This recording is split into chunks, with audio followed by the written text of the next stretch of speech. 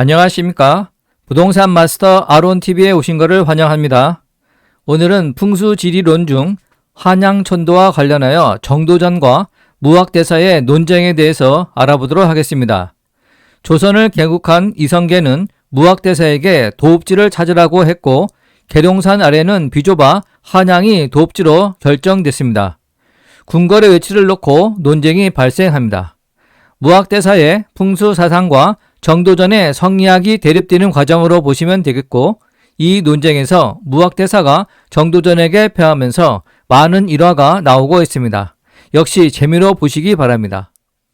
지금으로부터 600여 년 전인 1394년 9월 27일 서울의 전도는 정도전과 무학대사가 경복궁의 궁궐터를 잡을 때 동은 낙산으로 목기이며 인과 덕과 장남을 뜻하였으나 낙산이 허약하여 오행상 보강하는 의미에서 흥인문에다 지자를 추가하여 흥인지문으로 명명했습니다.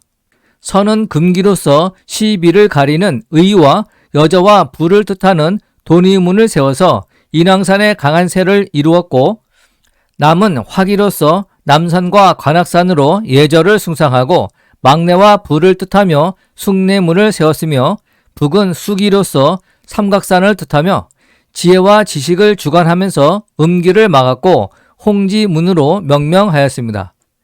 중앙은 토기로서 백성의 신을 주관하며 보신각을 지어서 믿음을 주는 등 인간이 살아가는 데 지켜야 할 오상의 인의 예지 신을 바탕으로 지정하여 왔습니다. 정도전이 지은 경복궁의 이름은 유교의 경전인 시경 주화편에서 따온 것입니다. 이미 술에 취하고 덕에 배가 불러서 군자가 만년토록 큰 복을 누린다는 뜻입니다. 동대문은 흥인문, 남대문은 숭례문이라고 지은 것도 유교적인 이념에 입각한 것입니다. 한성의 사대문 역시 정도전이 직접 그 이름을 지었는데, 오상의 인의예지 신은 유교의 덕목입니다. 한성을 통해 조선이 유교적 국가임을 표현한 것입니다. 오른쪽 그림은 풍수지리로 보는 서울의 명당 지역을 표시했습니다. 삼각산이 조종산이고 길을 공급하는 원천이 됩니다. 그 아래 북악산이 주산으로 조종산에서 길을 전달하는 원천이 됩니다. 낙산이 좌청룡, 인왕산이 백호가 되고, 남산이 안산, 한강 너머 관악산이 조산이 됩니다. 그런데 사진상의 청룡과 백호에 대한 설명이 반대로 잘못되었습니다. 청룡은 양이 되어 귀와 남자를 뜻하고 백호는 음이 되어 부와 여자를 뜻합니다. 백호가 고대하거나 형태가 흉하면 좋지 않습니다. 좌청룡인 낙산이 멀리 떨어져 있고 빈약합니다. 삼각산은 북한산의 다른 이름입니다. 사람이 죽어 시신이 땅에 묻히면 기에 의지해야 하는데, 음양의 기는 내뿜으면 바람이 되고 땅속을 흘러다닐 때는 생기가 된다고 합니다. 그런데 바람은 땅에서 발생하는 생기를 흩어버린다 하여 생기를 모아 결집시키기 위해서는 바람을 막아 간수하는 장풍이 매우 중요하게 인식되었습니다. 바람을 막기 위해서는 혈 주위의 산, 즉 살을 살펴야 하는데, 특히 청룡, 백호, 주작, 현무의 사신사가 중요합니다. 여기서 살한, 도선대사가 이인으로부터 풍수설을 전수받을 때 모래로 산천의 형세를 설명받은 데서 기인한 것으로, 산천의 형세를 모래로 종이에 그리는 지도가 나타나기 전에 원시적인 방법으로 널리 사용되었습니다. 이때 혈이 남양인 경우 동쪽이 청룡, 서쪽이 백호, 남쪽이 주작, 북쪽이 현무가 됩니다. 한양타가 도읍지로 결정이 됐지만 문제는 어디에 궁궐을 세울 것인지 신하들 간의 의견이 분분했습니다. 무학대사는 풍수에 입각하여 지금의 연세대 자리인 인왕산 아래에 궁궐을 지어야 나라가 편안하다고 주장했습니다. 인왕산을 주산으로 삼고 백악과 남산을 각각 청룡과 백호로 삼으라는 것입니다. 하지만 정도전은 성리학을 건국 이념으로 하는 조선의 대궐의 위치를 정하는데 풍수에 의존할 수 없다며 주례에 따르면 제왕은 모두 남년하고 다스렸어도 동양하였다는 말은 듣지 못했다고 하여 백악산을 주산으로 하여 경복궁 자리에 궁궐을 지어 정남 쪽을 바라봐야 한다고 주장했습니다.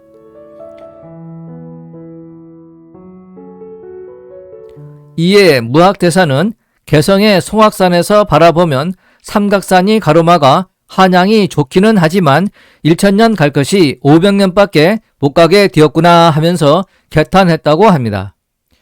예원서인 사만살림비기에 따르면 한양 정도를 놓고 정도전과 무학대사가 싸움을 벌인 것은 개인의 싸움이 아니라 유교와 불교의 힘겨루기였습니다.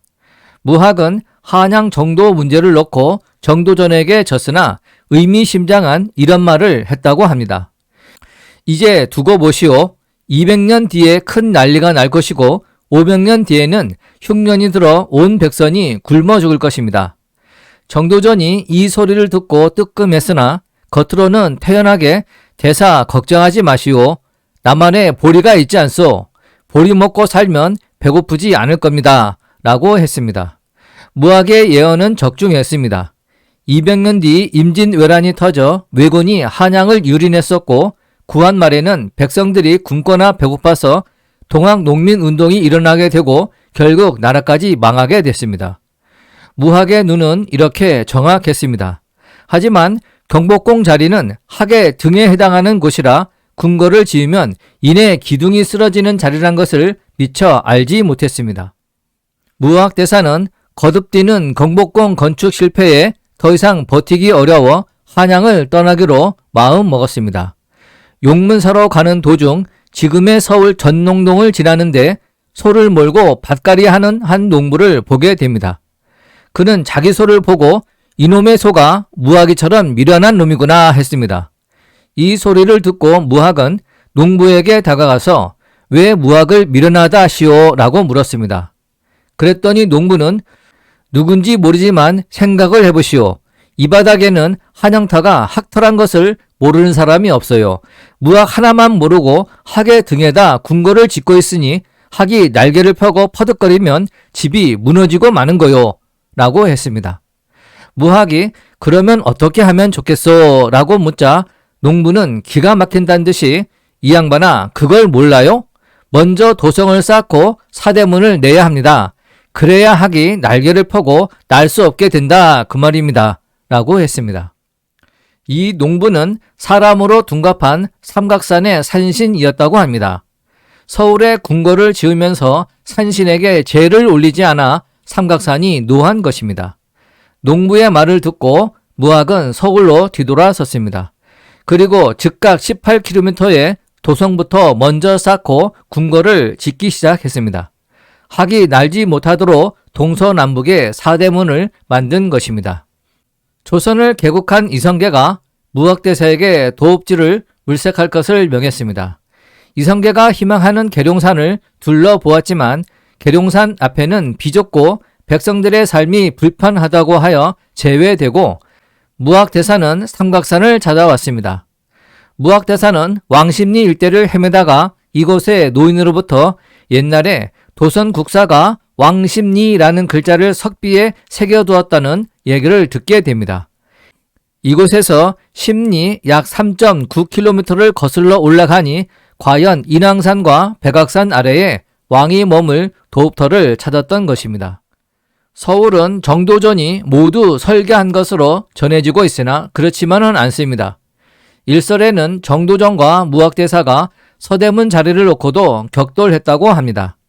무학은 서대문, 지금의 돈이문을 무학제 고개에 짓자고 주장을 했는데 정도전이 이를 반대하여 지금의 서대문 자리에 지었다는 것입니다. 그래서 무학은 또다시 패배하면서 500년간 중은 힘을 못쓰게 되었구나. 선비들의 종노릇이나 하게 되었다고 개탄했습니다. 결국 조선 왕조 500년간 중은 서울 사대문 안에 들어오지 못하게 됩니다.